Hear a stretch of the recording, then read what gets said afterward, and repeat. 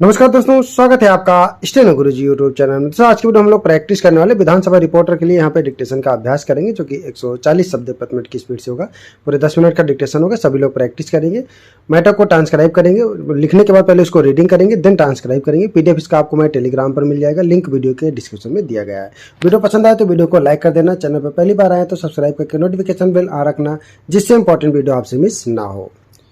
इसके अलावा दोस्तों, अगर आप डेली डिक्टेशन चाहते हैं तो आप चाहें तो चैनल का मेंबरशिप ले सकते हैं या पेड ग्रुप को ज्वाइन कर सकते हैं। अधिक जानकारी के लिए आप हमें मेल कर सकते हैं। हमारी मेल आईडी है studyforstenographer@gmail.com। तो ज़्यादा समय न लेते हुए चलिए स्टार्ट करते हैं। डिक्टेशन लिखने के बाद अपना बहुमूल्य सुझाव हमें कमेंट बॉक्स में जरूर देना, ताकि आने वाले वीडियो में हम और बेहतर कर पाएँ। चलिए शुरू करते हैं। रेडी? 5 second, start. महोदय, सिंचाई के लिए हमारे प्रदेश को अधिक धन दिया जाना चाहिए। इस तरफ भी ध्यान दिया जाना चाहिए कि सिंचाई का खर्च पिछले 1 साल में दोगुना हो गया है। इसका कारण चाहे योजना में कमी हो, चाहे प्रशासनिक व्यवस्था में कमी हो, इसके कारणों का पता लगाकर आवश्यक उपाय किए जाने चाहिए। मैं निवेदन करना चाहता हूं कि वित्त मंत्री राज्यों के मंत्रियों से विचार विमर्श करके इस व्यवस्था में सुधार लाने की कोशिश करें। हमारे देश में विकास के कार्यों को आगे बढ़ाने के लिए शांति और व्यवस्था की बहुत आवश्यकता है। इससे देश की आत्मनिर्भरता बढ़ेगी। देश के विकास के लिए आज कई पंचवर्षीय योजनाएं सामने आई हैं, किंतु सभी में कोई ना कोई कमी रही है। सरकार को पंचवर्षीय योजनाओं को सफल करने हेतु प्रयास करना चाहिए। केवल इच्छा करने मात्र से ही समाज में परिवर्तन नहीं लाया जा सकता है।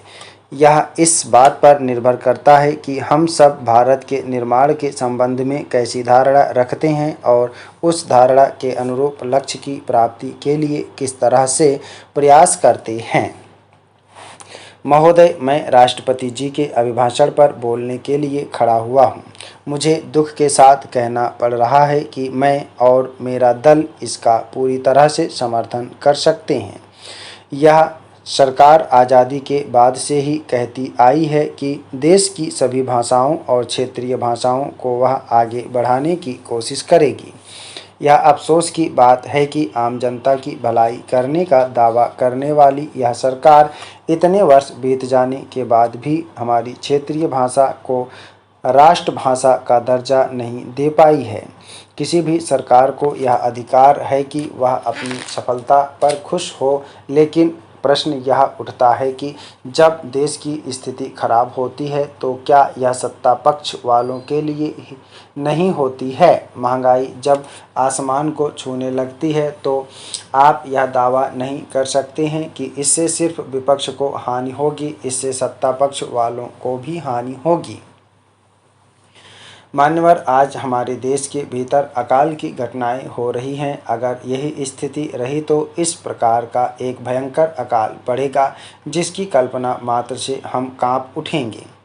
जब अकाल का प्रश्न आता है तो राजस्थान सबसे ऊपर आता है। वह ऐसा प्रदेश रहा है जो हर समय किसी न किसी प्रकार से अकाल की छाया से ग्रस्त रहा है।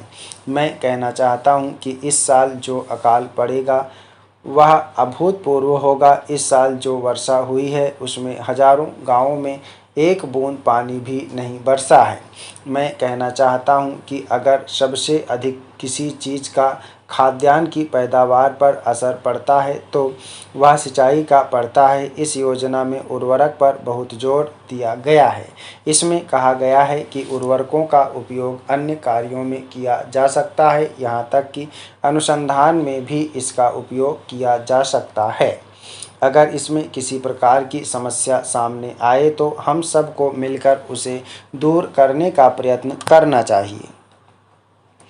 अध्यक्ष जी, हम इस बिल के माध्यम से गरीबी हटाने की बात कर रहे हैं। जहां तक गरीबी हटाने का सवाल है, यह देखना बहुत ज़रूरी हो जाएगा कि आखिर गरीबी कहां है। गरीबी 3 वर्गों में बटी हुई है। एक तरफ देश के वे किसान हैं जिनके पास थोड़ी सी ज़मीन है, वे बेचारे किसी तरह से अपना पेट भर पाते हैं। 1 या 2 महीने खेत में काम करने के बाद उनके पास काम नहीं होता है और काम की तलाश में उनको इधर उधर चक्कर लगाने पड़ते हैं। ज़मीन से उनकी इतनी कम आमदनी होती है कि उससे उनका पेट नहीं भरता है।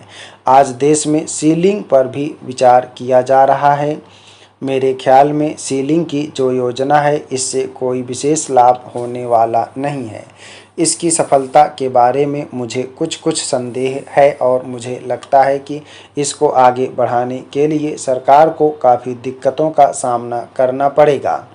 मैं यही कहूँगा कि यह योजना सही मायने में भूमि सुधार की योजना को कार्यान्वित करती है। मैं आपके माध्यम से यह कहना चाहूँगा कि यह एक बड़ी योजना है जिसका विचार देश में होना आवश्यक है। मैं समझता हूँ कि सीलिंग की योजना हमारे देश में कामयाब होने वाली नहीं है। मेरा नम्र निवेदन है कि जब तक ऐसा नहीं किया जाएगा तब तक सीलिंग का कानून किसी भी तरह से अमल में नहीं लाया जा सकेगा। मुझे इस बात को कहते हुए प्रसन्नता है कि मुख्यमंत्रियों का सम्मेलन जो भारत की राजधानी दिल्ली में हुआ था, उस सम्मेलन में सभी भारतीय भाषाओं को एक दूसरे के निकट लाने के लिए प्रयास किया गया। इसके साथ ही साथ कुछ दिन पूर्व जब राष्ट्रीय एकता सम्मेलन हुआ था, तो उसमें भी यह प्रश्न आया कि उत्तर भारत के लोगों को दक्षिण भारत की 1 या 2 भाषाएं अवश्य सीखनी चाहिए। तो सौभाग्य से मैं वहां उपस्थित था। मुझे इस बात को कहते हुए प्रसन्नता है कि इस विधेयक में भी इस बात को सम्मान दिया गया है।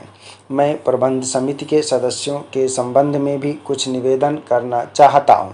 आपने यह निश्चय किया है कि शिक्षा मंत्रालय का उसमें एक अधिकारी रहेगा और वित्त मंत्रालय का एक अधिकारी रहेगा, तो इसमें किसी को कोई आपत्ति नहीं हो सकती है। मेरा अनुमान है कि इस समिति में आकर वे इस प्रकार के विवाद खड़े कर सकते हैं जिनसे बचने के लिए आज आपने यह विधेयक इस सदन में प्रस्तुत किया है। श्रीमान, यह देश का सौभाग्य था कि साहित्यिक क्षेत्र के जो लोग थे वही राजनीतिक की बागडोर भी अपने हाथ में लेकर चला रहे थे। हिंदी साहित्य सम्मेलन को राष्ट्रीय महत्व की संस्था घोषित करते समय मुझे लगता है कि भारत सरकार के सामने 2 बिंदु थे। जहां तक पहले बिंदु का संबंध है, तो जो दूषित व्यवस्था थी, अब सरकार के हाथों में आने से उस व्यवस्था में कुछ सुधार अवश्य होगा। इस बात में कोई संदेह प्रतीत नहीं होता है। मेरा अपना विश्वास है कि सरकार इस संस्था को उसी पवित्र उद्देश्य से चलाने के लिए प्रयत्न करेगी जिन उद्देश्यों को लेकर इस संस्था की नींव डाली गई थी। इस बात के लिए मैं आपका स्वागत करता हूं। हमारे देश का यह एक बहुत बड़ा अभाव था जिसको कि हिंदी साहित्य सम्मेलन द्वारा इस प्रकार पूरा किए जाने का प्रयास किया जा रहा है। कुछ दिन पूर्व इस प्रकार का एक प्रस्ताव भी इस सदन में पेश किया गया था। जहां तक हिंदी की प्रगति की बात है, तो मैं केवल इतना ही कहना चाहता हूं कि सरकार इस दिशा में बहुत प्रयत्नशील है और इसके लिए पूरा प्रयास कर रही है। उपाध्यक्ष जी, हमारे दल ने अपने राज्य की समस्याओं को जिस रूप में देखा है, उसको हमारे दल के नेता ने इस सदन में अपने भाषण के माध्यम से स्पष्ट रूप से कह दिया है।